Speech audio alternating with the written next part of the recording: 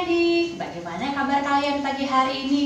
Wah, kakak yakin pasti hari ini kalian sudah bersemangat untuk ikut dalam sekolah minggu.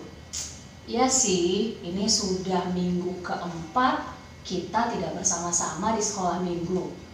Tapi Kak Faiz yakin, sekalipun kita sekolah minggunya secara online, tapi adik-adik pasti tetap semangat, adik-adik pasti tetap penuh sukacita untuk bisa belajar firman Tuhan secara bersama-sama dengan papa mama, dengan kakak, dengan abang, dengan adik yang ada di rumah. Nah, Kak Faiz punya pertanyaan nih. Pertanyaannya adalah, coba kalian sebutkan satu bukti kasih Tuhan yang ada di dalam hidup adik-adik sekalian. Wah, banyak nih yang menjawab. Ada yang bilang Tuhan kasih nafas hidup, ada juga yang bilang kasih papa mama yang baik, dan ada banyak sekali kasih Tuhan. Ya betul, sekalipun kondisi kita seperti saat ini, tapi Kak Faiz yakin kasih Tuhan itu tidak pernah berhenti dalam hidup kita. Karena kasih Tuhan lebih indah dari pelangi, kasih Tuhan itu lebih indah dari bintang-bintang di langit, dan juga kasih Tuhan itu lebih indah dari bunga di padang. Karena itu kakak mau ajak kita semua, ayo bangkit berdiri, kita mau nyanyi sama-sama, kita mau gerakan tubuh kita mau memuji Tuhan bersama-sama. Kasih Yesus indah-indah, oh indah. Kasih Yesus indah-indah, oh indah. Lebih indah dari pelangi, lebih indah dari bintang di langit, lebih indah dari bunga di taman, oh Yesusku. Sekarang waktunya kita siapkan hati, kita siapkan pikiran, jangan lupa ya, siapkan juga Alkitabnya.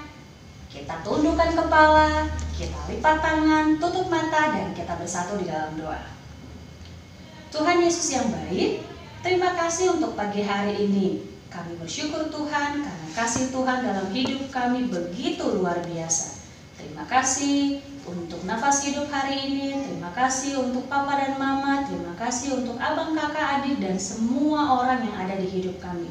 Tuhan, kami mau duduk, mendengarkan kebenaran firman Tuhan. Bantu kami supaya kami bisa memahami firman Tuhan dengan baik dan melakukannya dalam hidup kami. Dalam nama Tuhan Yesus kami sudah berdoa. Amin. Oke adik-adik, sudah siap Alkitabnya semuanya? Kalau belum, yuk buruan diambil, karena kita mau buka Alkitab sama-sama. Bacaan Alkitab hari ini dari kitab Injil Matius pasal 13 ayat yang ketiga sampai ayat yang ke-9. Kita baca sama-sama ya. Gantian Kak Faiz akan baca ayat yang ganjil, lalu adik-adik akan membaca ayat yang genap. Dan ia mengucapkan banyak hal dalam perumpamaan kepada mereka. Katanya, adalah seorang penabur keluar untuk menabur.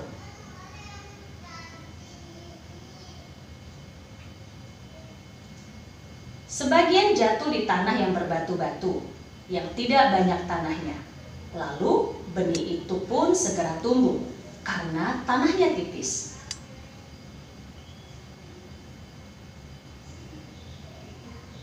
Sebagian lagi jatuh di tengah semak duri.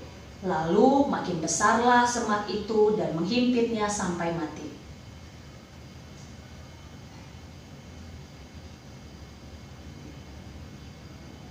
Siapa bertelinga, hendaklah ia mendengar. Nah, demikian firman Tuhan kita pada saat ini.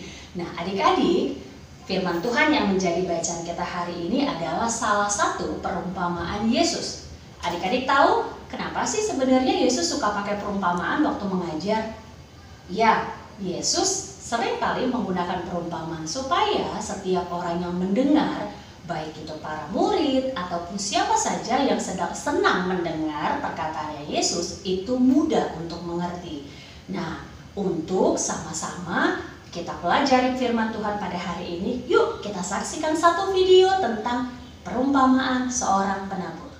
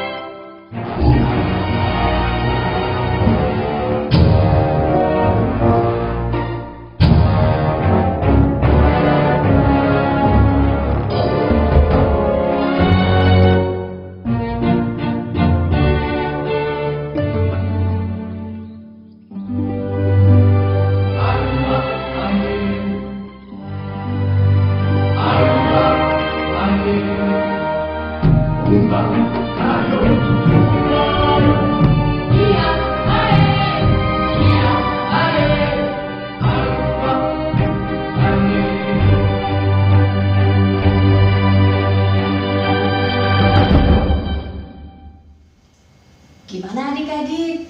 Seru nggak videonya? Jadi, di video yang tadi kita saksikan sama-sama, ada seorang petani. Petani itu sedang menaburkan benihnya. Petani itu berjalan, lalu dia membawa, ya mungkin adik-adik bisa bayangkan kalau dia bawa satu kantong benih seperti itu. Nah, sebagian dari benih itu ternyata jatuh di pinggir jalan.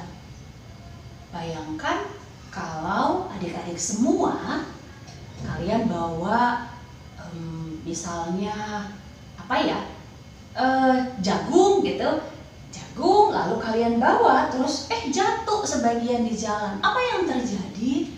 Benih-benih itu tidak sempat untuk bertumbuh. Yang terjadi adalah burung datang lalu hinggap dan memakan setiap benih tersebut. Akhirnya benih itu tidak sempat tumbuh. Kemudian petani tersebut membawa benih tadi. Apa yang terjadi? Ternyata sebagian benih itu jatuh lalu tumbuh di tanah yang berbatu. Nah, kalian kan sudah belajar nih ketika di sekolah belajar tentang ilmu pengetahuan alam. Kira-kira bisa nggak sih tanaman atau benih tumbuh di tanah yang berbatu? Betul. Benih itu memang tumbuh di tanah yang berbatu, tapi dia tidak berakar. Kalian bayangkan adik-adik, kalau misalnya ada tanaman yang tumbuh tapi akarnya nggak kuat atau tidak kokoh, sebentar saja itu bisa dicabut. Seperti misalnya kalian lihat rumput. Rumput, kalian tidak perlu tarik dengan usaha yang keras, itu akan tercabut begitu saja. Tapi coba seperti tanaman di belakang Kak Fayez ini, kalian coba cabut, itu susah. Mungkin adik-adik harus 2 orang, 3 orang, atau bahkan 5 orang untuk mencabutnya karena karungnya sudah cukup kuat. Nah, yang lain lagi benihnya jatuh di tanah yang seperti apa? Ayo kita lihat. Kalau adik-adik baca di Matius pasal 13, benih itu ternyata jatuh di tanah yang setelah yang berbatu-batu dia jatuh lagi di semak yang berduri. Jadi begini, benih itu jatuh di tanah, lalu dia bertumbuh, ternyata dia semakin besar, semakin bertumbuh. Tapi di sekeliling tanaman tersebut ternyata ada semak duri yang juga bertumbuh. Jadi kalau kita ibaratkan, ini benihnya, dia bertumbuh dengan tumbuh batangnya, tumbuh akarnya, tumbuh daunnya. Tapi di sebelahnya ini juga tumbuh semak duri. Artinya semakin tanaman itu tumbuh tinggi, semakin juga si semak duri itu semakin tinggi. Mau tidak mau, itu akan mengganggu pertumbuhannya karena rebutan makanan. Adik-adik ingat kan dalam pelajaran ilmu pengetahuan alam, kita belajar bahwa akar itu akan membawa makanan ke seluruh bagian tubuh tumbuhan. Sehingga kalau di sebelah tanaman tersebut ada tumbuh semak duri, maka dia akan terhimpit dan lama-lama dia akan layu karena kekurangan makanan. Nah, yang terakhir, benih tersebut jatuh di tanah yang subur. Wah, ini nih, jatuh di tanah yang subur, di tempat yang tepat, akhirnya membuat benih itu akhirnya bertumbuh dengan baik. Dia tidak hanya sekedar bertumbuh, dia berakar yang kuat, dia bertumbuh jadi batang yang kuat, dia bertumbuh jadi pohon yang kokoh. Nah, adik-adik, kira-kira apa sih maksud perumpamaan Yesus ini? Apa sih sebenarnya yang Yesus mau sampaikan lewat perumpamaannya kepada orang banyak kala itu? Nih, Kak Fayes bantu jelasin. Coba lihat gambar berikut.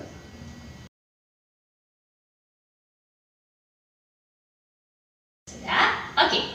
Nah, di gambar tadi ada gambar 4 orang. 4 orang dengan ekspresi wajah yang berbeda. Oke, Kak Faiz tunjukin lagi gambarnya ya. Slip. Nah, gimana adik-adik? Sudah semakin kelihatan nggak? Gambar orang pertama, dia punya ekspresi yang kira-kira seperti itu. Apa sih maksudnya, Kak? Jadi, si orang pertama itu digambarkan sebagai seseorang yang ketika dia mendengar firman Tuhan, dia masuk kanan, keluar kiri. Datang sih ke sekolah minggu, datang sih ke gereja, tapi pulang gereja hilang semua apa yang dijelaskan, hilang semua cerita firman Tuhan, dan pulangnya nggak bawa apa-apa. Kira-kira kita seperti itu nggak ya adik-adik? Orang kedua, benih yang jatuh di antara tanah yang berbatu. Orang seperti ini ketika dengar firman Tuhan, wah dia gembira sekali. Wah pokoknya Kak, hari ini aku harus melakukan kebaikan. Hari ini Kak, aku harus melakukan kejujuran. Tapi itu hanya sementara. Seperti pohon yang tidak berakar. Lama-kelamaan hilang. Dan firman Tuhan tidak bertumbuh di dalam hatinya. Lain lagi orang ketiga. Orang ketiga itu, coba kita perhatikan lagi gambarnya. Flip. Nah, orang ketiga digambarkan seperti orang yang sedang berpikir. Kenapa ya? Jadi orang ketiga ini seperti ini adik-adik. Dengar firman Tuhan, rajin sekolah minggu, rajin ibadah. Tapi ketika lagi tes dia langsung berpikir, Tuhan aku lulus nggak ya? Tuhan kira-kira kalau nanti aku masuk sekolah ini, kira-kira aku bisa nggak ya? Ada banyak sekali kekhawatiran dalam hidupnya. Lama-kelamaan seperti sebatang tumbuhan yang terhimpit oleh semak. Seperti itulah orang tersebut. Lama-lama kekhawatiran menggerogoti imannya. lama-lama dia pikir, jangan-jangan gak bisa kali ya Tuhan ya, hilanglah semua firman Tuhan itu. Nah, orang keempat, lihat dong, kalau kamu tadi lihat gambarnya dengan baik, dia tersenyum. Kenapa? Karena ketika dia dapat firman Tuhan, dia pulang dengan sukacita, dia mengerjakan firman Tuhan dengan sukacita, dan dia hidup di dalam firman Tuhan tersebut. Nah, adik-adik, kita mau jadi yang seperti apa? Tentu kita mau jadi seperti orang yang keempat, yang membawa firman Tuhan, yang hidup dalam firman Tuhan dan melakukan firman Tuhan tersebut. Karena itu orang-orang seperti ini juga kemudian akan menjadi penabur-penabur, orang yang melakukan kebaikan setiap hari dalam hidupnya. Coba Kak Faiz tanya, apa kebaikan yang sudah kalian lakukan selama 1 minggu ini? Menolong mama? Oke. Membantu adik?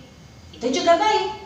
Bahkan ketika kita memberi senyuman kepada orang lain, itu pun adalah hal yang baik. Karena itu adik-adik, hari ini kita belajar dari perumpamaan Yesus. Jangan pernah berhenti untuk menabur kebaikan.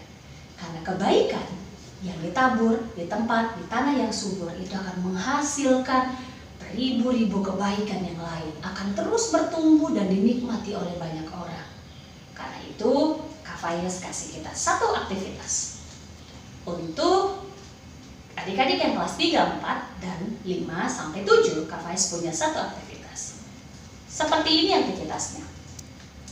Coba di rumah buatlah satu buah kalender sederhana, Senin, Selasa, Rabu, Kamis, Jumat, Sabtu, Minggu. Jadi kalender untuk 1 minggu. Adik-adik tuliskan kira-kira hal baik apa yang kalian ingin lakukan selama 1 minggu. Satu kebaikan untuk 1 hari. Setelah itu boleh dikirim ya kepada kakaknya supaya kakaknya juga lihat. Jadi kakaknya juga tahu apa sih kebaikan yang adik-adik mau lakukan selama 1 minggu ini. Misal, Kak, hari Senin aku berencana untuk membantu mamaku memasak. Oke. Kak, aku hari Selasa ingin membantu adikku dalam mengerjakan tugas matematika. Itu juga baik. Karena itu, yuk kita buat sama-sama ya. Selama 1 minggu, 1 hari untuk 1 kebaikan. Jadi, selamat menabur kebaikan adik-adik. Teruslah melakukan yang baik karena Tuhan Yesus sudah lebih dulu melakukan hal yang baik bagi kita. Tuhan Yesus memberkati. Nah, adik-adik, sekolah minggu kita sudah berakhir. Kak Faiz ajak kita untuk bangkit berdiri. Ada satu lagu baru yang kita akan nyanyikan sama-sama. Judulnya Pure Pure. Yuk kita nyanyikan sama-sama.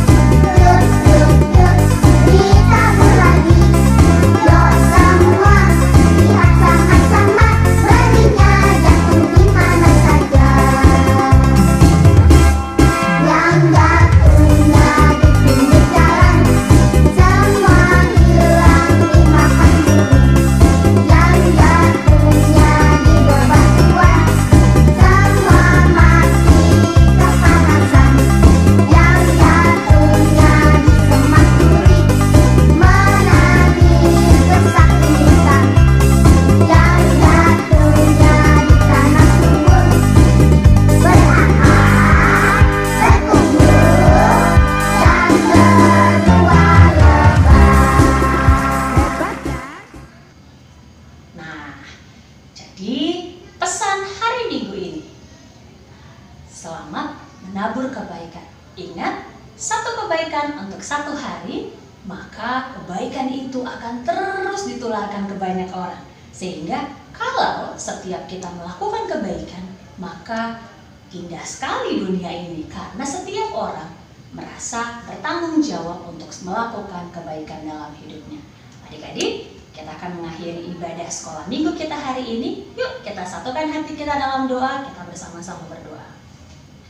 Terima kasih Tuhan untuk firman-Mu pada kami pada hari ini.